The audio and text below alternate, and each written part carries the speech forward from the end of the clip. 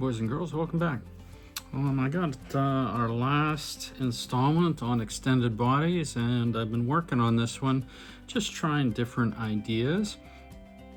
This is the Pogo Stone, and what we're trying to do here obviously is continue to apply extended body patterns to your own infant, and a lot of those obviously are a lot bigger when we're dealing with summer mayflies and things along that line.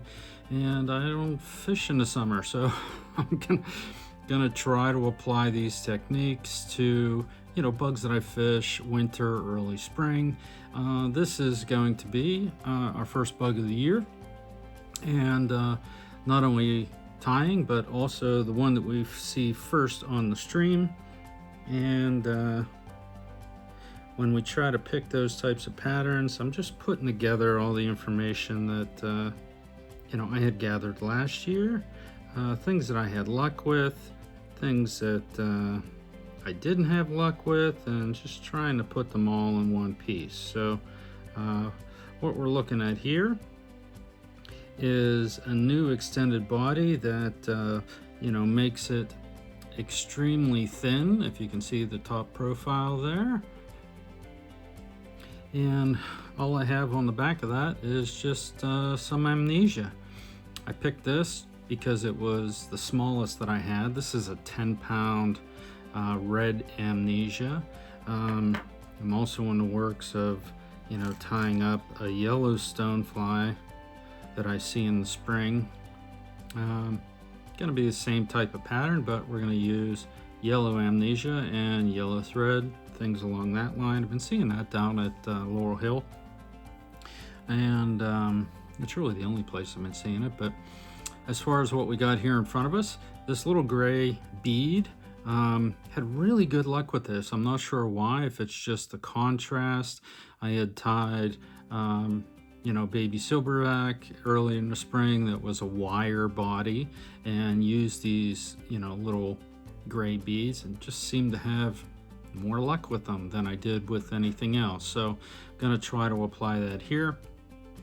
This little back part that we have here is just that amnesia. So we have, for the antennas, some horsetail. Okay, we have quilled body, and trying to put it all together, trying different combinations, different material, but it seems that simpler is better. I've been trying to color this backside with different material, and here's an example. This is using what's called micro glint, and it does okay, but it's kind of hard to work with. It's a little bit stretchy, and obviously 10-pound test. This little mono peg, you can't put a lot of tension on it, otherwise it'll bend out of shape, and then all of your string comes off the end of it here. So this is a little bit more difficult tie, but I'll try to give you some ideas as far as tips and tricks that we can make this a little bit easier for you. So let's get into some ingredients here that we got. What we have here on the hook, when I'm tying bugs that are a lot smaller, this is a size 18, and this is like their curved jig hook. I like this one because I can put that bigger bead on the front and also position it so that the slots are on the very top. It kind of brings that bead around the curve, opens up this little bit of body here to make this a little bit longer, but still gives us a great hook gap. The also thing that's nice that I've just kind of figured out from trying this, we can put these little antennas right in the gap, and they're coming right out the top of the head. So let's go ahead, go to the rest of this. The quill that we're using is just a natural stripped quill, natural color. The bead is a mun bead, M-U-N-N. This is gray mottled, and I showed you the amnesia, and the thread we're using, just nano silk black here on the back, and Semperfli waxed on the front, so in red. And I'll show you some examples here of some things that I had tried, but this seems to be the best combination, gives us the best of both worlds. Let's go ahead and get into this here. Show you kind of what we're looking at. I tied most of these up in stages, so this is what you do first. Get a piece of mono, tie it on, make sure it's on the top. You can see how much room we use here behind the bead, and we're going to be using that mostly for the body. Probably take this back, I would say just inside the hook point as far as where that bend is. Okay, to do that, you get your lighter. If you've ever made mono eyes before, that's basically the process here. Just be careful. Let that cool a little bit in between, but you kind of want a hook gap, as far as the length goes. I'm just gonna leave that one be. Like I said, be careful with that heat that you put on there, okay? Because sometimes put too much heat, it'll zip that mono all the way down to the body, and you just wasted product and wasted a step. So the trick that we have to use with this is the direction that we're wrapping that thread, okay? Nano silk itself is extremely thin, but you can't, and normally it gets very flat because it's thin. But when we're dealing with this little mono, there's not a lot of substance to that, so we're wrapping it very lightly around that. And the traditional thread technique, as far as whether you want to wrap backwards or forwards, you'll spin that bobbin counterclockwise or clockwise, depending on which way you want that thread to jump. And what I mean by that, jump when you're wrapping it, as opposed to going the opposite direction that you're wrapping. You want it to go towards the direction that you're wrapping. And we kind of do that with this technique. Even with the nano silk, it just makes wrapping this little pogo stick a little bit easier. So I pre-started or pre-tied those types of things on, and what we have to do next is basically get the tails on. Okay, let's start that thread on there. And what we're using for the tails is horsetail. Okay, here's a piece here, probably about 2 inches long, and I fold it. This stuff's like wire, so you can really manhandle it. And then we're just going to tie that on with the loop forward.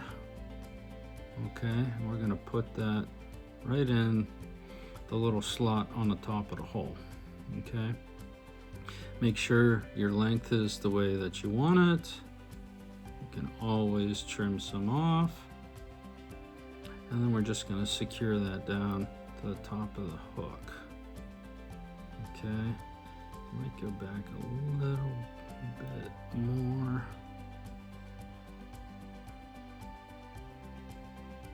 Okay, so at this point, we're gonna tie this off back here by the mono peg. Okay, the reason being, it's extremely hard to wrap while the pogo stick is pointing this direction, or back, towards the back of the hook. So once we tie that off there, we're going to take it out of the vise, turn it around, make sure that your string is on the outside. Okay, and I put this in there so that the peg is kind of sticking out horizontally. Okay, here's your little horsetails. And by turning that hook around, it just allows us to reverse the direction of the wrap without it falling off, because like I said, that is the hardest part. So get your super glue. Okay, I just put a little touch on a bodkin, and I'm just gonna touch it to that pogo stick. Just enough. You don't want to build up bulk or anything, but just enough so that you can hold these tails up against it. Excuse my fingers. Okay, now you can wrap this very loosely right around the base. I do that just to secure that so that it doesn't go anywhere. But at this point, you kind of want to wrap these very loosely around here. Okay, you can see how much I'm barely putting any tension on that whatsoever, and try to get it to go up right to that little ball that we burned on the back of that as your starting point. And here's what I'm talking about. See, when I'm wrapping this way, that string wants to jump forward. Okay, so now we're just going to spin that thread counterclockwise so that it'll jump this direction. Like I said, this is on here very loose. You can't put any kind of tension on here. And then I'm just trying to cover up the little holes or wraps that don't cover any of that mono peg. Okay, then we get to this point. Now, caution, do not pull down on this thread, because that will make this tail, all of the string that's on there. So you kind of have to keep the tension. So I almost did it right there. I pinch that hook to give myself, you know, enough room to tie this off again. But when you tie this off, you want to go under the hook and then do your whip finish. Okay, if you try to do that while it's still on the mono peg, you're going to pull all of that string off of there. I mean, the glue helps, but essentially this is what we're looking at. Okay, you cover up that mono peg, then you can adjust your tails as you need to. Nothing's going to go anywhere, and we will secure this peg at the end here with some UV resin. All right, now we're going to take this out, put it back on. Okay, secure a couple wraps, wrap that up to the front, and now we're going to get our quill. Pull one of these off, and just going to secure this on here.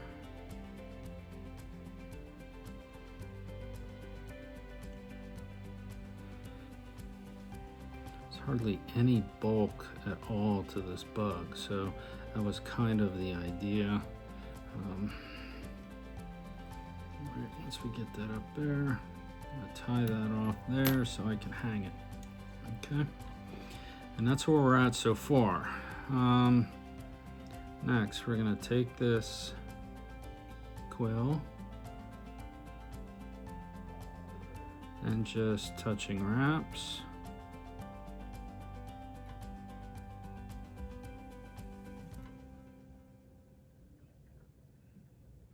Whole way up to the beat. Okay.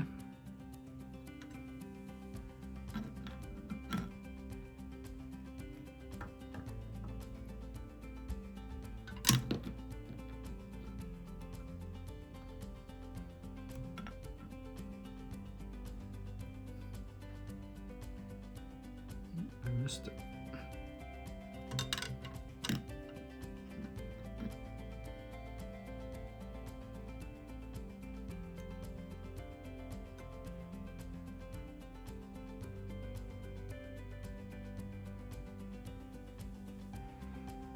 we're doing is securing that quill.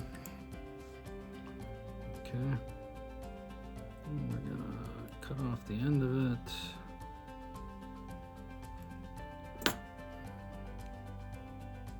Wrap that on a little bit more. And we're gonna tie this off. Okay. Take that off.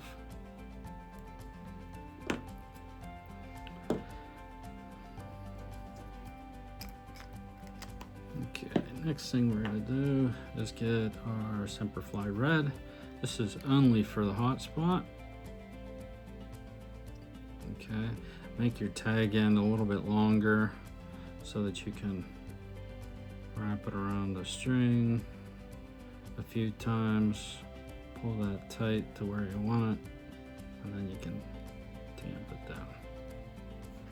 Cut off the excess. Okay, and I am gonna put, even though it says it's waxed, I'm gonna put a little bit of that on there.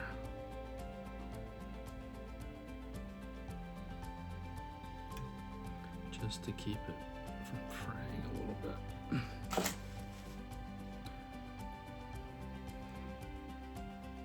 Okay, we're just making a hot spot.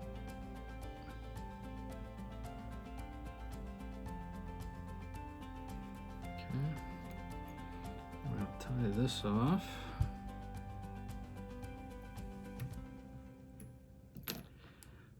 Trim that out.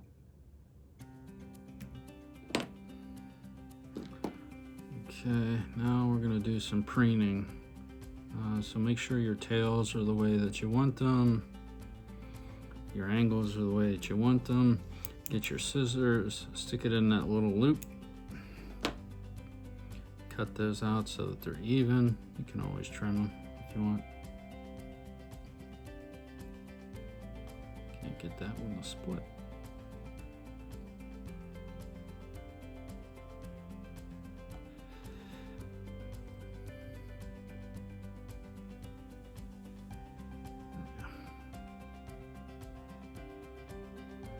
Not gonna break this horsetail, that's for damn sure.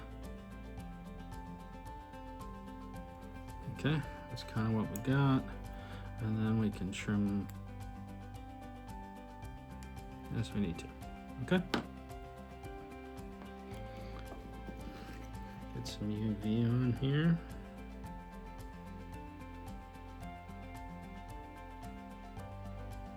This is the little black stonefly that we typically see January, February-ish. And it's called black, but when you look at them under a light, they definitely have some brown in them. This is just very light. Okay, we're gonna touch the top of this monobody. Go in underneath it a little bit.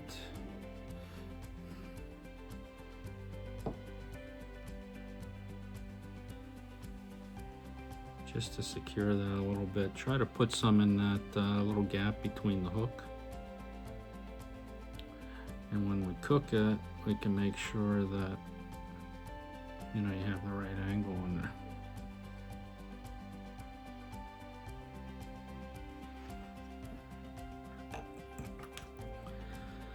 Okay. Give it a cook.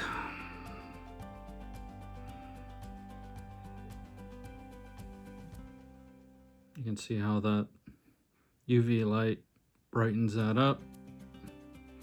I left this little ball on the back of here purposely just to help with tying, you know, the strings on there. This is a little bug, man. This is size 18 and we're only using about half of it. So as far as how long it is, just to show you that, millimeter wise, okay, from front to back, you can see that. And there you go. that's the Pogo Stone. Pogo stick in the back here, just a little mono, and once you secure that, it's pretty rigid. If you push it too far, you're going to break that UV. Some of the other examples that I tried with this one, like I said, I showed you this one. This is Rainbow Micro Glint, and I didn't like the way that it laid on the tail. It made it look a little too chunky for me, so I didn't go that route. I was gonna put this one on at Christmas time, but just didn't get a chance. This is like a candy cane tail, and what I did was with this one was wrap the tail in like a clear, or I think it's called gray nano silk, and put on, you know, some of this red string on the back. And once I got it secured, and then I just wrapped that red string around there, kind of like a candy cane. That has potential. And this one was all black, and you can kind of see the difference here. This little bit of, or using this quill just makes it look a little bit cleaner, I thought. And you know, size profile was about the same. So depending on the color of quill that you use, the color of string that you use, you know, you can change this all over to, you know, especially when we get into some mayflies, you know, that are coming off. This is going to be a great pattern. Just extend those tails a little bit longer. You don't really have to do much else to it. So there you go, Pogo Stone. Start tying. Season's going to be here before we know it. Thanks for stopping by, guys.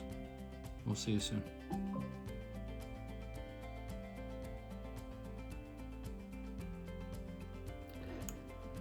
Okay, everybody, I wanted to say a huge thank you to all of you that have tuned into the channel. This thing has turned into, you know, something I never expected. So,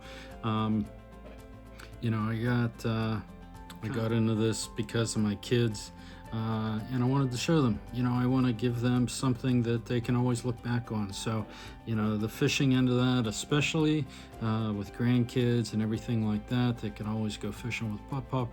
And the tying is something along that lines too, as fishing has been such a huge part, you know, of my life and my boys' life, and hopefully the girls will continue, you know, on their adventures.